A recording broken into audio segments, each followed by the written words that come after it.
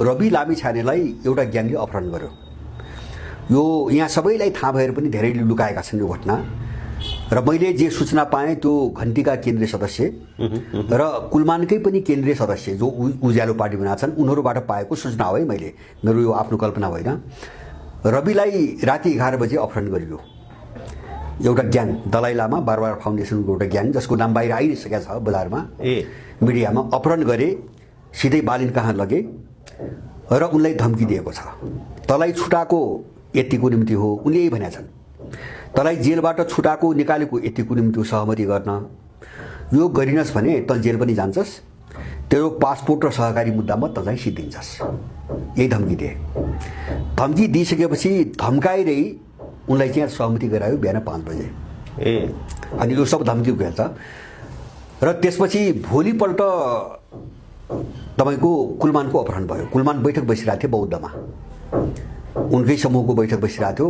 त्यहाँबाट कुलमानलाई टिपेर रवि र बालेन कहाँ लगियो। उन दुईटाको सहमति भइसकेको थियो। र उनलाई के भन्यो भन्छ भने, त्योभन्दा अगाडि के भन्यो भन्छ भने, यसमा बालेनलाई प्रधानमन्त्री बनाउने कुरामा यो एकतामा आइनस् भने तँलाई अख्तियारमा लगेर सिद्ध्याइन्छौ भने उनीहरूले।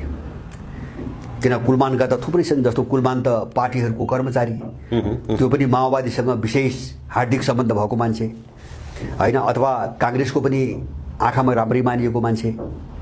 पछिल्लो कालमा आफ्ना मान्छेलाई नियुक्ति दिने कुरामा एमालेसँग अलिकति ठसठस थियो। होइन भने कुलमान त सबैको प्रिय मान्छे हुन्। माने दलहरूसँगको उनको जो सहकार्य छ त्यो सहकार्य भनेको लुटको पनि सहकार्य, अरू केही पनि होइन। उनले त्यही कमजोरी समात्थे। तँलाई अख्तियारमा लगेर सिद्ध्याइन्छौ। कुलमान बोल्ने ठाउँ बन्द भयो। उनले हस्ताक्षर गरे, उपाय केही पनि थिएन, सिद्ध्याउने नै भयो उनीहरूले।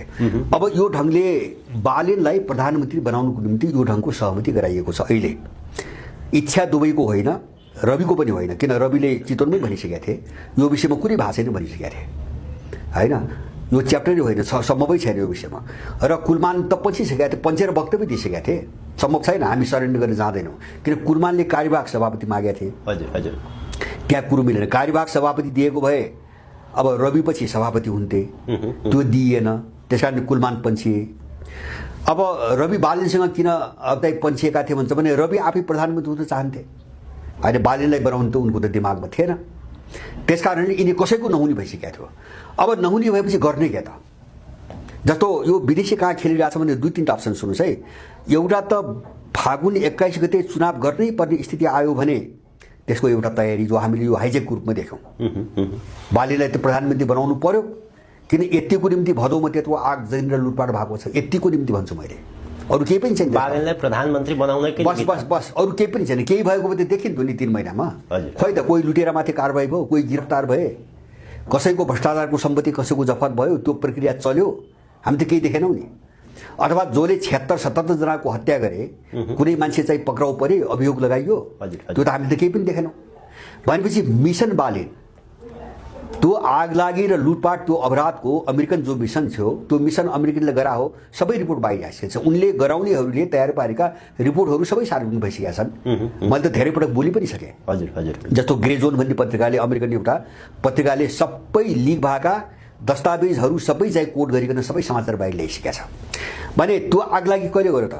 अमेरिकाले। रिपोर्टहरू छन् अमेरिकाले। कसको निम्ति गर्यो? बालेनको निम्ति। देख्यो नि त। त्यो त चाहिँ तपाईँको दलहरूका विरुद्धमा हुन्थ्यो भने कारबाहीमा परिसक्थे।